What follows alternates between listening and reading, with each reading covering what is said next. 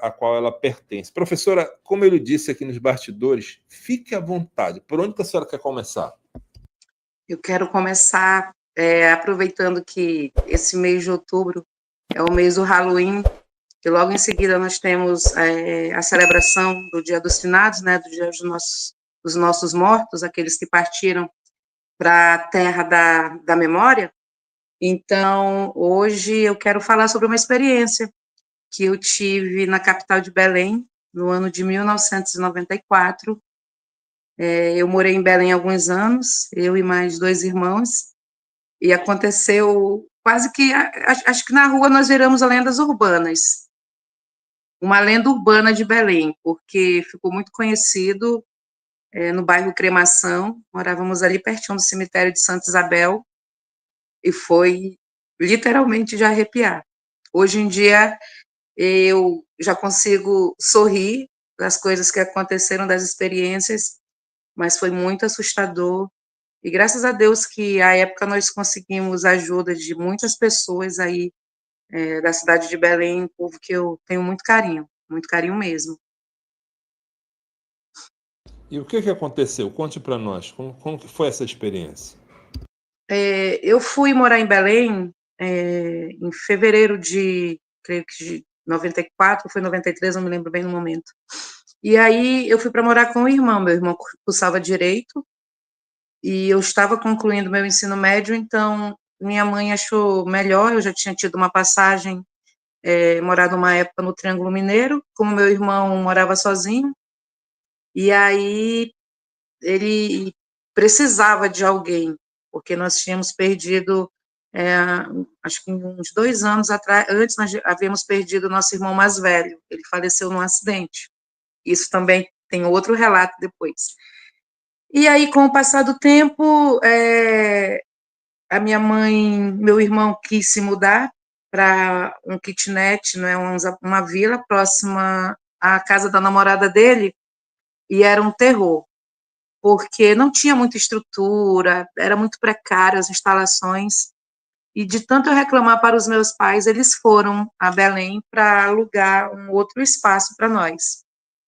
E foi justamente nessa casa da rua Caripunas. Eu não vou falar o número, porque eu não sei se hoje em dia mora alguém lá, se essa casa... Eu não fui mais em Belém, creio que... desde 2000 que eu não vou a Belém. Quando eu fui em 2000, havia moradores nessa casa, mas era uma casa de uma imobiliária. A imobiliária ficava próximo a 1º de dezembro. E, Natan, foi muito esquisito tudo que aconteceu. Desde o primeiro dia, eu estudava na escola cearense, e aos sábados, como era época de vestibular, a gente tem aquelas aulas aos sábados e domingo. E calhou de meus pais irem justamente para participar para a comemoração do aniversário do meu irmão, que era dia 11 de dezembro. E a minha mãe ia recepcionar, conhecer a família da namorada do meu irmão, e combinaram um almoço. Eu fui para a aula, e quando eu volto, eu bato. Havia uma grade, é uma casa simples, era um quarto, mais 2 salas, uma casa muito boa mesmo. Não tinha, assim, como nós termos ideia de que tinha algo ali fora do normal. Um pátio, um quintal amplo, né, para os moldes de Belém, que eu gostei muito, que aqui em Roraima nós temos bastante espaço. E aí, o que aconteceu? Eu fui para o Cearense, fui para a aula, fiquei até perto de 1 hora. Eu retornei para casa, né, e quando eu cheguei, que eu chamei pela minha mãe, havia uma grade, e essa grade, havia uma pequena área, e essa grade aí dava direto para a rua.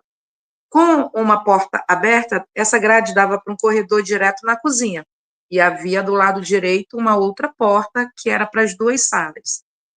E a minha mãe, ela apareceu assim na porta e olhou com uma cara de desagrado para mim, eu não entendi. E eu tinha uma colega que morava próximo, né, na Passagem Lobato, que foi me acompanhando até em casa. E a minha mãe me olhou assim muito estranha e falou assim, eu apresentei a minha amiga para ela, minha amiga foi embora, aí ela falou assim, ué, os outros já foram também, eles não entraram? Não quis me apresentar? Eu estranhei, porque estava só eu e a minha amiga. Eu fiquei, os outros? Não falei nada. Almoçamos, todo mundo, a família da namorada do meu irmão chegou. E quando foi umas 3 horas da tarde, minha mãe e meu pai saíram com a família, né, dele para conhecer a cidade, papapá. E eu fiquei sozinha em casa, acostumada nas outras casas, nos outros apartamentos em Natan. Foi aí que começou umas coisas estranhas. Eu vi um vulto de uma mulher, uma penumbra. Me lembro que ela estava com um vestido lilás, como se fosse um cetim, uma seda. E ela não andava, ela flutuava. E aquilo me paralisou. Eu fiquei com medo, muito medo, que na época eu tinha 17 anos, e eu fiquei com bastante medo e acuei, eu estava sentada na cama e eu me encolhi mais ainda. Fechei os olhos, que nem quando nós somos criança, que a gente vê alguma coisa e fica com medo e se tapa com lençol e quer ficar bem paradinha para que a gente não aconteça nada de ruim. E eu ouvi um sussurro, alguém chamando o meu nome, me arrepiei totalmente. Na hora eu pedi, Senhor, me proteja, e a minha amiga gritou na janela, Naí, vem aqui, cheguei. Ficamos conversando. O tempo passou, né, o dia transcorreu normal, meu irmão chegou, meus pais não dormiram na mesma casa que nós, porque eles iam na madrugada, então eles optaram por ficar na casa da namorada do meu irmão, para os pais dela levarem eles na madrugada para o aeroporto. Dormimos. Natan, tinha um quarto maravilhoso, foi uma briga para nós vermos quem ia ficar com esse quarto, imenso, dava para os dois. Meu irmão, na época, acho que tinha 19 anos, eu 17, e quando foi 7 horas da noite que ele chegou, havia uma sensação esquisita na casa, uma coisa pesada, muito pesada, não sei explicar direito, mas era uma sensação que nós não estávamos sozinhos. E acabou que ninguém ficou no quarto, porque o foco principal era esse quarto. E aí nós optamos por tirar as camas do quarto e colocar em uma das salas. Nessa madrugada, Natan, eu tive um sonho muito esquisito, justamente com esse meu irmão que faleceu. Meu irmão tocava violão, e ele estava tocando uma música no violão. Quando foi, creio que 3 horas da manhã, o meu irmão dá um grito e diz assim para mim, liga a luz. Eu pensei que ele estava se sentindo mal. Eu não consegui levantar da rede, e entre essa sala e o corredor que estava para o quarto, se a gente fosse pela sala, havia uma porta. A casa, Natan, estava toda trancada, não tinha nem nada, só o ventilador, que estudante, e essa porta entre o quarto e o corredor, ela batia terrivelmente alta, como se fosse um vento que estivesse dentro da casa. E aí, às duras penas, eu consegui me levantar, liguei a luz, e ele falou assim para mim, tinha alguém aqui do meu lado? Eu falei, tu é doida? Sou eu que estou aqui. Só que ele ficava em uma cama e eu em outra cama oposta, né? Em um lado oposto da sala. Ele, não, tinha alguém aqui. E aí ele dizendo, e eu estava tendo um sonho estranho, eu estava sonhando, falou o nome do meu irmão, e ele estava tocando uma música. A mesma música do meu sonho, o meu irmão estava tendo. E aí nós já ficamos preocupados. Quando amanheceu, nós falamos com os nossos pais e eles chegaram à conclusão que não era nada, era porque eu já estava, e o meu irmão, há mais de anos sem vê-los, não é? E eles achavam que era saudade, que a gente estava, era uma defesa da gente, e a gente estava com saudade deles e da nossa casa. Mas meu irmão já estava mais tempo lá em Belém do que eu. Passou 2 dias depois, creio eu, começaram a sumir coisas de dentro de casa. Nós estávamos, às vezes, sentados na mesa, na sala, né, para almoçar, e do nada ouvíamos barulho na cozinha. Quando nós corríamos para lá, não tinha nada, estava tudo no lugar. Ou então, eu deixava algo em cima da mesa da sala, quando eu ia na cozinha beber água, quando eu voltava já não estava. E isso aí foi acontecendo muitas coisas estranhas. Meu irmão do nada começou a ter um mau humor, assim, uma aversão à minha pessoa, e não conseguíamos mais dormir dentro da casa. E aí eu achei uma solução eficaz. Eu conversei com alguns meninos que moravam lá, que eram aqui da minha cidade, como eu tinha um quarto sobrando, eu falei, ó, comecem a passar o final de semana lá em casa, porque é bom, tem quarto sobrando, e aí a gente faz para matar a saudade da cidade. 2 amigos foram para lá. Um não quis dormir porque se sentiu mal, ele, não sei, me deu uma dor de cabeça. E o outro dormiu. Nesse quarto, nós dormimos lá de madrugada, acho que perto das 3 horas da manhã, ele abriu a porta do corredor agoniado e falou assim, eu vou me embora, eu não durmo mais aqui nessa casa. Aí a gente falou, o que foi? O que foi? Ele, meu irmão, que loucura. Eu estava dormindo, acordei com um calor. Quando eu coloquei o pé no chão, não era a casa de vocês. Era uma casa de madeira. E eu olhava pelas frestas, tinha frestas grandes, eu olhava pelas frestas, eu via fogo e ouvia gemido. Aí eu falei, não, tu tá brincando. Ele, não, tô brincando não, é sério. E aí, Natan, as coisas foram só piorando. Havia um supermercado na José Malcher, eu acho que era o Jumbo. Eu me lembro que próximo ao Natal eu fui fazer umas compras. Passei em 3 caixas, os 3 caixas deu pane. Eu me sentia carregada. E aí não consegui concluir as compras. Foi feita de uma outra forma, contagem, tipo a maquininha. Então, entre a José Malcher e a Alcindo Cacela, o táxi furou o pneu. Eu falei, não pode.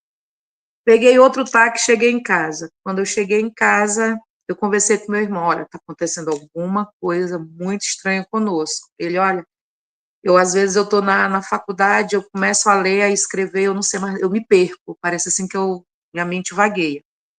Fomos ligar para os nossos pais, chegamos à conclusão que nós tínhamos que contar para os nossos pais que a situação tinha piorado um pouco. E havia um orelhão, bem na 3 de maio, na Caripunas, que nós morávamos na Caripunas entre a 3 de maio e a 14 de abril. E nisso, quando nós ligamos daquela chamada clássica, dandanã, né, de quando era chamada a cobrar, Natan, nós não ouvimos essa mensagem. Após o sinal, diga seu nome, a cidade de onde está falando. Nós ouvimos um grito assim, estridente, de como se fosse um bicho, um animal, que tivesse sido machucado. E aí meu irmão foi com medo, desligou o telefone. Isso de dia.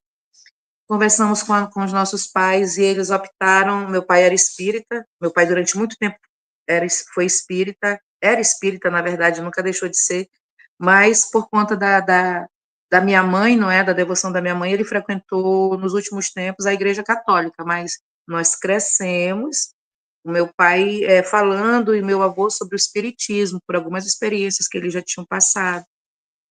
E aí o meu pai me aconselhou a procurar um centro espírita. A minha mãe uma igreja. Decidimos não procurar ninguém nesse primeiro momento. E montamos uma força-tarefa. Meu irmão pediu para mim conversar com os meus amigos que moravam, eu tinha um amigo que morava na Pariquis, outro na 3 de Maio, de eles começarem a dormir, ou então ir para casa de madrugada, como estava na época de vestibular, fazer aquele corujão para nós não dormirmos à noite, porque à noite aconteciam assim coisas terríveis, de a gente tinha um amigo nosso que ficou numa rede, a rede balançava sem ninguém, a gente vê ninguém.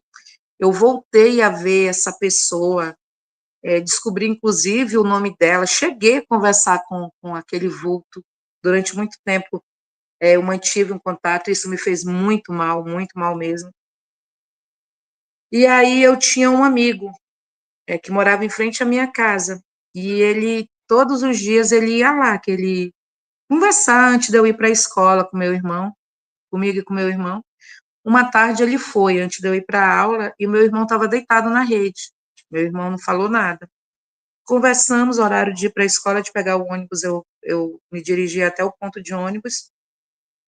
Quando foi, acho que umas 19 horas que eu saí da escola, que eu voltei para casa, e esses meus amigos já iam comigo me acompanhando. Eles, não, a gente vai contigo. Meu irmão estava transtornado comigo, porque aí sei se, acho que alguns seguidores são novos, não é dessa época, existiam uns cartãozinhos, Natan, que você dava para o seu namorado ou namorada, que era tipo uns cartões de crédito, que vinham uns desenhos e atrás você só assinava. Meu irmão tinha coleção que a namorada dele dava para ele. Aí ele chegou e falou assim para mim, os meninos, os meus amigos lá na mesa, a gente estudando, ele falou assim, você mexeu na minha carteira? Eu falei, mexi. Aí ele, para quê? Eu falei, eu tirei, na época tinha aquele passe estudantil, né? Eu falei, não, eu não tinha dinheiro trocado, certeza que o motorista não ia ter troco para R$10, então eu peguei umas moedas. Aí ele, foi só isso? Eu falei, só. Natan, ele foi lá no quarto, quando ele voltou, ele jogou um saco, todos os cartões que ele guardava da namorada dele, todos quebrados, aí ele jogou. Caramba. Aí ele falou assim para mim, eu ainda vou te pedir um favor. Essa minha amiga, Gisele, lá da Passagem Lobato, ela tem uma irmã por nome de Daniele. Aí meu irmão zangado falou assim para mim, outra coisa que eu vou te pedir, quando eu estiver dormindo, diz para Daniele não vir aqui em casa, muito menos mexer comigo. Eu falei, tu tá enganado. Daniele não veio aqui em casa não, e nem vem, quem vem é a Gisele. Aí eu estava conversando com esse meu amigo, né? Aí ele falou assim mesmo, não, ela veio. Eu falei, não veio. Ele, tu quer dizer para mim que ela não veio? Eu falei, quero. Aí ele, chateado, eu vou beber água. Eu fiquei começando em volta da cozinha com um copo de água na mão, tremendo. Ele sentou e baixou a cabeça e começou a chorar. Eu falei, o que foi? Meu irmão homem, né? Não chorar. Ele falou assim mesmo, Naí, não era Daniele, porque todo o tempo a pessoa falava contigo, tu nunca respondeu para ela. Ela falava com o Jean, ele nunca respondeu para ela. Mas ela foi até a beira da rede, que eu estava deitado descansando, passou a mão em mim e falou assim, olha, como ele está gordinho do jeito que eu gosto. Natan, a partir daí foi parece assim que espocou alguma coisa na nossa mente que realmente era algo muito forte, porque já estava ao extremo da pessoa tocar na gente, não é? E aí aconteceu durante acho que uns 15 dias, esses meus amigos, eles dormiam lá, na verdade ninguém dormia, eles levaram uns papelões, né, de bicicleta e colocavam na sala, então nós revezávamos para dormir. E aí o que aconteceu? Eu estava estudando um dia com o vizinho e caiu. Eu escutei uma voz no meu ouvido, minha filha, eu estava estudando assim, curvada sobre a mesa, uma mesa de vidro, e havia aquelas lâmpadas fluorescentes, sabe? Aquelas grandes, eram acho que 4 lâmpadas, 2 numa sala e 2 na outra. E eu escrevendo lá, comentando a questão, mas assim, curvada na mesa. E aí eu senti uma pessoa falar no meu ouvido, minha filha, se afaste daí. Parecia assim que deram uma porrada nas minhas costas. Aí eu afastei para trás para me espreguiçar, para alongar a coluna. No que eu afastei, essas lâmpadas caíram na mesa. Eu tenho, infelizmente não dá para ver, mas eu me machuquei, me cortou meu, caiu alguns pedaços de vidro na perna, não é? Então, nós vivemos, assim, o mês de dezembro muito complicado, porque as manifestações, elas começaram a ocorrer não apenas comigo e com meu irmão, como no início era, mas qualquer pessoa que adentrasse na casa, ela sentia, ela apanhava, ela era arranhada, e nós íamos para a aula, né? Ele para a faculdade e eu para o pré-vestibular, para o cearense. Quando nós retornávamos, a casa ela tinha grade nas portas e tinha uma janela imensa. Quando nós deixávamos tudo fechado, Natan, todas as portas. Quando nós chegávamos em casa, essas portas estavam abertas e parecia assim que tinham acabado de apagar uma vela, aquele cheiro de vela apagada. Então, foi assim. E o ápice mesmo, as coisas ruins, foi quando minhas irmãs foram passar as férias lá conosco. Minha mãe achou que seria bom ir minha irmã mais velha que nós e uma outra irmã mais nova para passar as férias. E aí não deu certo. Logo no primeiro dia, aconteceu umas coisas estranhas durante o nosso almoço. Estávamos reunidos na sala da casa, comendo, e parecia assim que tinham quebrado todos os pratos da casa, todos os pratos. Nós chegamos na cozinha, não tinha nada. Quando nós voltamos para a sala, minhas irmãs, elas chegaram, então elas não desarrumaram toda a mala de uma vez. A minha irmã deixou uma sacola de peças íntimas em cima da minha cama para levar para o guarda-roupa no quarto. E sumiu. As coisas, sumiu assim, ninguém viu. A gente saiu para a cozinha correndo para ver o que tinha acontecido. Quando nós voltamos, não tinha nada. As coisas dela não estavam. E aí nós fomos e contamos para elas, tá acontecendo algumas coisas aqui. Elas, não, vai dar tudo certo, não tem problema. E isso foi pela manhã, quando foi 7 horas da noite, na época era costume em Belém, os vizinhos ficarem em frente às suas casas, né, nas calçadas, conversando. E aconteceu uma coisa muito, muito estranha. Uma das minhas irmãs, ela se sentiu muito mal. E ela começou a gritar, é como se uma coisa ruim tivesse ali naquele momento, fazendo mal para ela. Muito, muito grito mesmo. E para nossa surpresa, eu não sabia, uma vizinha do nosso lado, quando ela, acho que descendente de indígena, ela trabalhou com benzimento, com oração, e aí ela pediu para a neta dela ir lá na nossa casa e falar, olha, traga ela para cá que eu vou orar, porque tem muita coisa ruim naquela casa. Natan, parecia filme de poltergeist mesmo, sabe? Quando as coisas, não vou te dizer que estavam voando, mas as coisas sumiam, as coisas quebravam, as nossas roupas rasgavam assim. E nós nos mudamos dessa casa para frente da casa, para frente da nossa casa, eu, as minhas irmãs e meu irmão. Uma vizinha nos acolheu, porque ninguém conseguia entrar dentro da casa. Ninguém. Foi pai de santo, foi pastor, e ali os vizinhos começaram a se unir, porque a gente não tinha onde ficar. Meu irmão ainda tinha a casa da namorada dele, mas era a casa da namorada dele. E eu e minhas irmãs. E a casa, ela estava com um mês, Natan, um mês. Isso tudo foi um mês que aconteceu. Aí eu peguei e falei para o meu irmão que nós teríamos que ir na imobiliária para conversar com o dono da imobiliária, né, com o corretor, para ele ir lá na casa e explicar para a gente o que tinha acontecido. Aconteceu que me enviaram um recado, disseram que eu poderia entrar na casa. Se eu quisesse saber o que estava acontecendo, eu deveria entrar. E eu não tinha coragem, logicamente. Por quê? Sempre que eu dormia, eu apanhava. Então, eu estava com muito sono, eu vivia com sono em Belém, eu não conseguia comer, meus irmãos não conseguiam comer. E os vizinhos sempre dando apoio, dando comida, cedendo banheiro, cedendo quartos para nós. Foi muito complicado, mas foi assim uma época em que eu tenho muito a agradecer aos meus vizinhos ali da rua. E o que aconteceu? Eu conversei com o corretor, ele não acreditou. Ele falou, não, mas eu vou lá para saber se é isso tudo, porque eu sou pastor. É porque vocês não têm fé. O mal do homem é ele achar que ele sempre tem mais fé que o outro, não é? E aí ele foi com a Bíblia dele, levou óleo ungido, levou uma água também, né? Mas ele disse que o óleo ungido ele ia ser tiro e queda. Natan, ele não conseguiu entrar na casa, porque ele disse que ele sentiu como se tivesse uma pessoa segurando o pescoço dele, ele ficou sem respirar, ele ficou sufocado.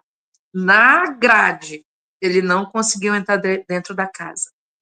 E aí, meus irmãos sofrendo, eu também, eu resolvi entrar na casa, mas antes eu procurei um centro espírita, aí sim eu procurei um centro espírita em Belém, e em São Brás, não me lembro agora o nome, mas eu procurei um centro espírita em São Brás, e a moça foi e me preparou, sabe? Fez uma preparação para mim poder entrar dentro da casa, porque essa pessoa que eu via, ela me pedia desculpas, ela dizia assim, eu não sabia que eles iriam vir junto comigo. E aí eu queria saber o quê? Quem era ela? E aí depois a gente conseguiu, depois que eu entrei na casa, eu consegui saber o que que realmente estava acontecendo. Essa moça, ela era dona da casa. O nome dela era Elizabeth. E ela foi estudar no Rio de Janeiro contra a vontade. Chegando no Rio de Janeiro, ela foi assassinada. E o desejo dela nunca foi sair da casa. Então, quando nós fomos para essa casa, de alguma maneira, a energia ou da minha mãe, dos meus pais, ou minha e do meu irmão, ela despertou, abriu um portal para ela. Só que ela, pelo que ela explicou, esse portal, ela não veio sozinha.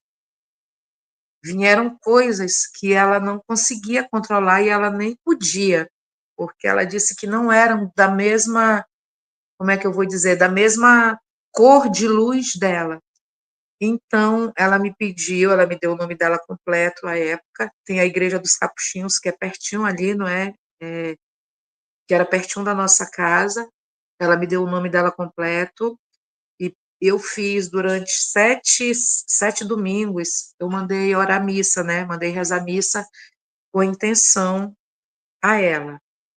Eu pensava que quando nós saíssemos da casa, nós íamos ter algum descanso, algum sossego dessas coisas, mas não. Isso nos acompanhou durante muito tempo.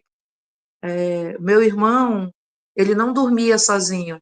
E quando ele ia ao banheiro, em Belém, ele entrava no box para tomar banho e eu ficava sentada no vaso, porque ele ficou assim um pouco medroso. Porque nele alisavam, sabe? Passavam a mão no cabelo e ele sentia medo. Comigo não, eu já apanhava, eu tinha medo também. Mas eu, depois que eu soube assim que eu consegui contato por conta do centro espírita com a ex-proprietária da casa, eu já me senti um pouco mais confiante. E aí o meu irmão ficou que até quando ele casou, foi quando ele parou de dormir com meu pai e com a minha mãe. Eu vi essa semana agora que passou o Zé Felipe falando, né, a mãe dele falando que o Zé Felipe só foi parar de dormir com os pais depois que casou. Com meu irmão foi a mesma coisa. Ele tinha muito medo mesmo.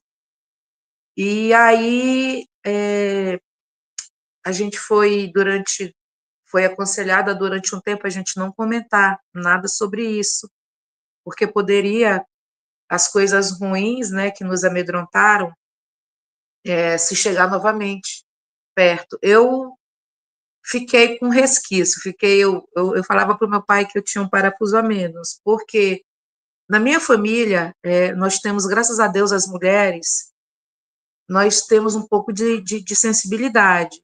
Não sei se por conta da ancestralidade ou por conta do meu pai ter sido durante muito tempo espírita. Mas nós temos sempre as sensações, nós temos algumas premonições durante sonhos.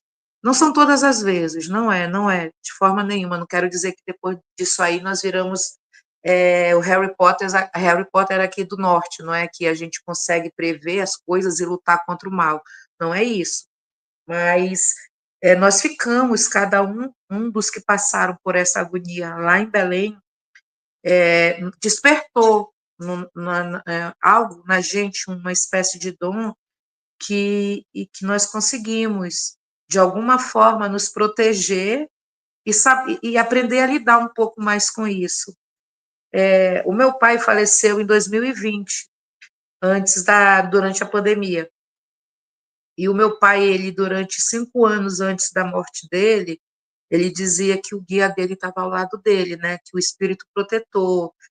E era comum dentro de casa, nós às vezes saíamos e chegávamos, o meu pai estava conversando, ou no fundo do quintal, tinha uns pés de manga muito grandes no quintal da casa dos meus pais, e o meu pai descalço, conversando, então nós já sabíamos, né, que era alguma coisa assim do tipo.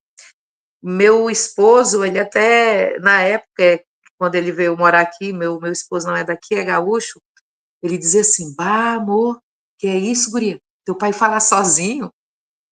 Mas o meu pai sempre dizia que nós éramos protegidas, né, que nós tínhamos uma proteção. Quando meu pai faleceu, um final de semana antes do meu pai falecer, o meu pai, minha irmã deve estar assistindo a live, que eu mandei o link para ela hoje, o meu pai, ele previu a própria morte sem dizer que era ele. Ele falou que, como se a minha mãe fosse morrer.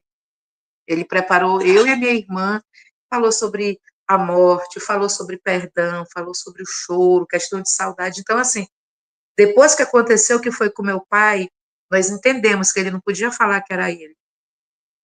Meu pai morreu tranquilo, Natan. Então, eu e a minha irmã, essa minha irmã, que meu pai, ela morava com meus pais, não é? Ou meus pais moravam com ela, a gente depois entendeu que o papai nos preparou para a própria morte dele. De alguma forma, eu senti nesse final de semana, eu sempre falo para minha irmã, que eu senti, se alguém da minha família for morrer, eu te digo que eu já sei qual é a dor da perda da morte. Eu senti a morte do meu lado, meu pai conversando conosco. Inclusive, na época, eu gravei um vídeo. Eu falo, né? Eu falo sobre isso.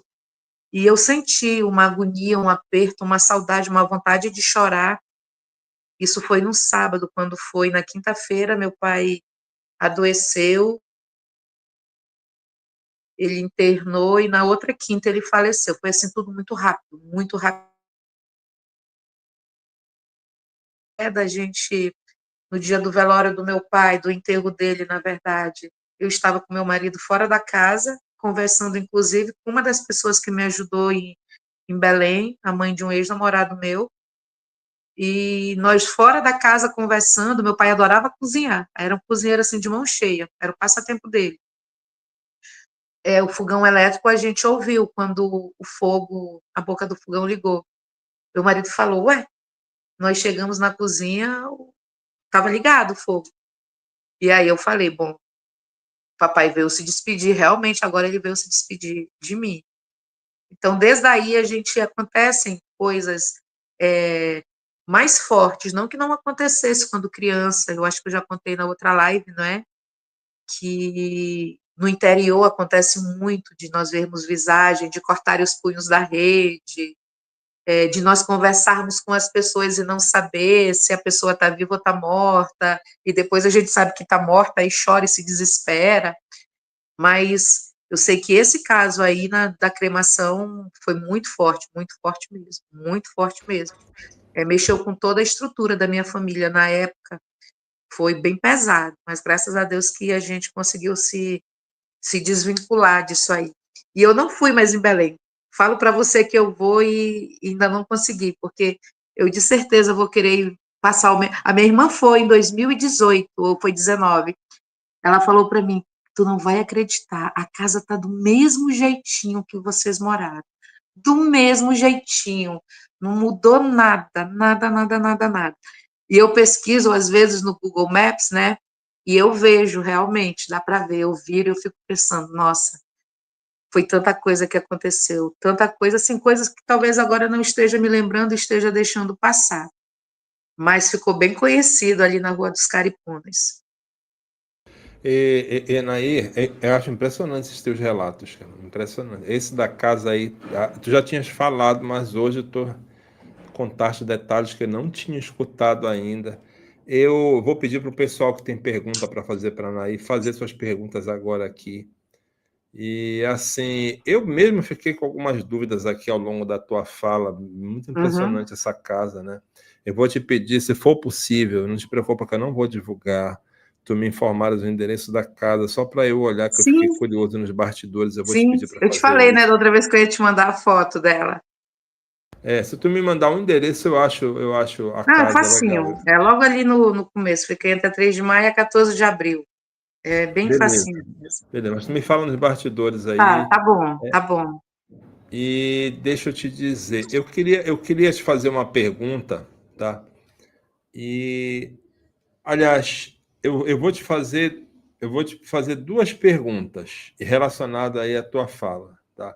Enquanto tu respondes, o banheiro é aqui perto. Eu vou aqui no banheiro rapidinho. Enquanto Tá tu certo, responde, vou te deixar em tela cheia e tá vou estar bom. vou tá te escutando. A Tá primeira certo. pergunta que eu vou te fazer é como que de que forma te deram esse recado que essa mulher queria falar contigo dentro da casa e como foi a tua Uhum. comunicação com ela? Se tu pode entrar em detalhes aí. Pode Uhum. ser? Pode sim. A primeira vez que eu tive contato com ela foi no primeiro dia que eu estive na casa à tarde, não é? E eu a vi, e depois eu não a via constantemente, mas eu a ouvia, lembrava da voz e ela me dizia que era ela.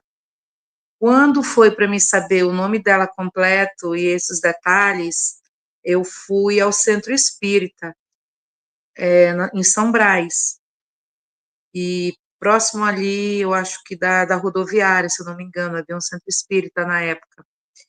E eu fui a esse centro espírita e participei do que eles chamam de sessão, não é? Recebi um passe antes, tomei uma água energizada, e durante. Eu acho que as pessoas vão lembrar daquela novela Viagem, né, que tinha o Alexandre, em que vários médios, várias pessoas estavam em uma mesa, e aí eles tentavam a comunicação com outro mundo, e foi dessa forma que eu consegui saber desses detalhes, né, da casa. Ela me deu muitas características da casa que a gente não havia percebido na época.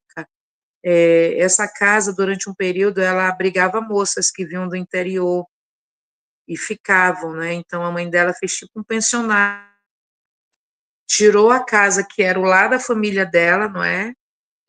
Não sei por que motivo, na época eu não procurei saber, mas a mãe dela com a família saiu, era ela mais uma irmã e o pai e a mãe. A mãe saiu dessa casa, que a casa era dela, ela tinha crescido na casa, e vendeu essa casa para uma. Não é vendeu, ela alocou essa casa como se fosse um pensionato para moças, entendeu? Mas esses detalhes do nome completo, de como ela morreu, do que ela fazia, ela dizia que ela, inclusive, ela falou para mim que esse meu irmão que já havia falecido, ele tentou fazer contato conosco, que ele tentou nos proteger, mas eram muitas pessoas, então isso foi numa sessão, numa mesa branca, no centro espírita, esses detalhes. Mas eu ouvia ela, às vezes eu ouvia ela em casa, normal, e via também. Entendi. E como é que foi essa comunicação? Tu pode dar mais detalhes, assim, quando tu foste lá na casa para falar com ela, com a intenção de falar com ela, aconselhado pelo pessoal lá do Centro Espírita, como foi que ela apareceu mesmo, se materializou para ti, tu só É ouviste ela? Como que foi? uma penumbra. Sempre que eu a via na casa, ela estava com um vestido lilás, né? E era uma nuvenzinha fraca, mas eu conseguia ver cabelo, ver a silhueta, ver a cor do vestido. Mas quando eu a via, eu não a ouvia. E quando eu a ouvia, eu não a via. Quando eu fui na casa como ela me pediu, eu fui com medo, eu não vou mentir, mesmo eu tendo ido ao centro espírita, eu fui com medo, porque os meus irmãos, eles foram os que mais sofreram. Eu, pelo menos, só dormia e apanhava. Os meus irmãos, não, eles tinham crises terríveis. Meu irmão, minha irmã mais velha e minha irmã mais nova, eles tinham crises terríveis de pânico, de pavor, tipo dentro do shopping, tipo no aeroporto. E quando eu entrei dentro da casa, eu a vi. E eu pude perceber que o semblante dela, como eu já sabia da história, eu fui aconselhada pela moça do centro a falar, tipo dizer, fique em paz, eu não trago rancor no meu coração, eu venho te trazer luz, eu venho te trazer perdão. E foi a última vez que eu a vi, porque aquela penumbra foi se esvaindo, né? Mas nós não quisemos ficar na casa, não mesmo. Impressionante essa história, né? Impressionante. Eu vou ler aqui algumas perguntas do pessoal aqui no chat, tá? Uhum. A Fester está perguntando assim: ainda ocorrem os fenômenos na casa, senhora Nair? Será que tu tem notícia, Nair? Olha, não sei, porque ah, quando eu fui em 2000, em Belém, meu último ano, eu soube que uma senhora, ela do nada, ela teve uma crise de pressão, ninguém sabe por quê, porque ela era uma pessoa nova e teve um derrame. Mas aí eu não posso vincular isso a alguma atividade na casa. Por quê? Foi muito chato até para os vizinhos, porque aconteciam coisas durante a madrugada. Muitos, às vezes, nós saímos da casa, mas durante um tempo os vizinhos ainda continuavam ouvindo portas batendo, janelas abrindo. E aí, quando eu voltei para Boa Vista, eu não quis mais saber como foi aconselhado para a gente esquecer, para a gente, durante um tempo, não relatar sobre isso. Mas a última vez que eu fui em Belém, inclusive, eu fui na casa da minha ex-sogra, não é? Falecida, infelizmente, e ela falava muito para mim que os vizinhos não sabiam, mas não parava muita gente ali morando naquela casa. Eles não sabiam explicar por quê e nem comentavam o que tinha acontecido, com medo de reviver aquilo e fazer mal para a família que estava lá e, de alguma forma, respingar na gente. Mas eu não sei dizer, eu sei que até 2000, a última notícia que eu tenho é que os vizinhos ouviam à noite, quando não tinha ninguém, a casa não estava habitada, que as portas e as janelas, elas batiam muito. A casa trancada e a janela de dentro, que tinha tipo um jardim de inverno, e a porta entre a sala e o corredor, né, o quarto, ela, na madrugada ela ainda bate. Olha, eu vou para Belém de novo agora. Eu vou para amanhã. Aliás, nem falei para vocês. Amanhã às 19 horas a gente vai ter o Pode Arrepiar ao vivo, número 39, com Tamatá e a Periquita, que são dois Ah, humoristas aqui do pareceu, estado não muito é? Um espírito, conhecidos. né? Pois é, eles vão falar daquela gravação na câmera de vigilância. Vão Isso. falar sério sobre isso e outras histórias que acontecem na casa onde eles moram. Tem a história de um menino que aparece lá, uma mulher de branco, então tá imperdível amanhã, 19 horas ao vivo, o Pode Arrepiar. Naí, a pessoa DN1234 está falando assim, ó, professora Naí, não é uma pergunta, é uma sugestão. Escreve um livro sobre todo esse conhecimento que a senhora tem sobre a sua etnia indígena. Eu iria amar ler sobre essas crenças, os rituais, mitologia macuxi. Nunca pensou nisso, não, Naí? Em primeira mão, Natan, estou concluindo. Eu vou dar em primeira mão aqui, né? Ah, Tenho contato já com uma editora. Inclusive, semana passada ocorreu um seminário aqui de saberes ancestrais e mantive contato, não é? Porque eu tenho alguns artigos, né, publicados em dossiês sobre educação escolar indígena, mas eu tenho um problema, eu começo a falar e eu não paro, né? Você já prestou atenção. E aí a pessoa se é um interessou para problema me que a gente fazer, adora, é um problema que a gente adora. para nós fazermos um e-book. Fora esse livro, eu vou fazer um e-book em parceria com um doutor, não é, em antropologia, e aí ele vai, nesse nosso e-book, né, que a gente vai começar a preparar, mas o livro eu acho que até em janeiro tá saindo. Estou em fase de concluir ele. E é exatamente essas histórias, esses relatos, essas memórias. Seu canal me despertou isso. Muita gente foi no meu privado, nas minhas redes sociais, vamos, faça um canal, eu vou me inscrever, escreva um livro. Inclusive, Natan, tem uma seguidora do seu canal que ela entrou em contato comigo, ela queria, acho que ela mora na França, e ela perguntou se eu podia ajudá-la a escrever um livro. Eu falei para ela que sim, desde que a comunidade lá, as lideranças autorizarem, nos moldes que ela queria. E eu acho que ela não teve muita paciência, e ela procurou uma outra pessoa. Aí eu fui explicar para ela que bom que ela tinha conseguido outra pessoa, mas que, assim, a minha etnia, a gente tem os trâmites, como eu sempre expliquei, porque tem a liderança, eu não moro mais na comunidade, eu vou à comunidade, eu sou uma aldeada, como eles chamam, uma sitiada. E aí eu acho que ela não teve muita paciência, não esperou, e você sabe, eu quebrei o dedo, depois quebrei o pé, estou retornando ao trabalho de fato agora essa semana que passou, mas eu estou escrevendo sim, estou concluindo aí vai ter lá algumas orações em Makuxi, eu vou colocar um pouco da gramática Makuxi, porque eu vou utilizar algumas palavras, então tem o glotal, né, uma letra que ela tem um som de é um anasalado, né, para dentro. Então, eu vou estar explicando isso tudo, vou contar, vou colocar lá umas músicasinhas, letras de música com as traduções, e vai ser muito bom. Eu espero que seja. Que notícia boa, viu, Enaí? Eu já estou aqui reservando o meu, tá? Deixa o meu separado, eu já quero o meu, estou reservando aqui, que maravilha. É, a Gessilene Costa, que vai estar aqui daqui a pouco, a próxima live é com ela, ainda tem mais uma live, tá, gente? A terceira da noite, que é com a veterinária Gessilene Costa, que tem uma narrativa muito interessante sobre o avistamento de um lobisomem.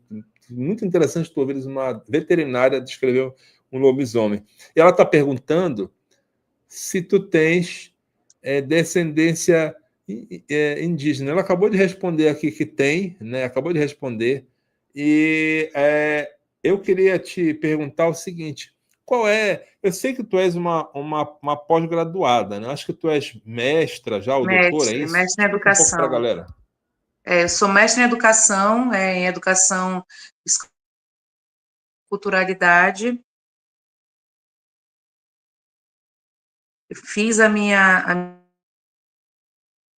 unidade, porque há um problema muito grande na validação dos nossos relatos, porque as pessoas, elas geralmente querem aquilo que é uma comprovação científica.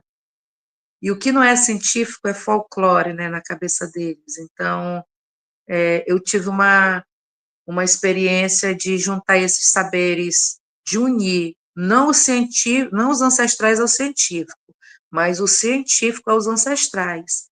Porque do sabonete à nossa alimentação, aos nossos remédios, isso aí tudo é sabedoria e medicina indígena, medicina dos povos tradicionais e medicina dos povos afrodescendentes. E o que a gente não colocava no papel nos foi roubado, né?